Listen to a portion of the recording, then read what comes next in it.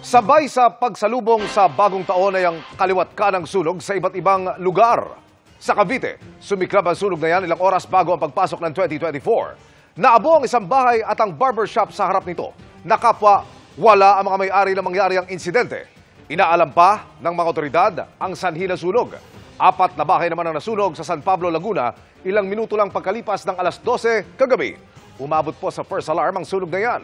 Agad ding isinugod sa ospital ang isa sa mga may-ari ng bahay matapos masuffocate. Isa sa tinitiglang sanhi ng sunog ay ang paputok. Nag-overheat na motorsiklo naman ang nasunog sa Calawag, Quezon.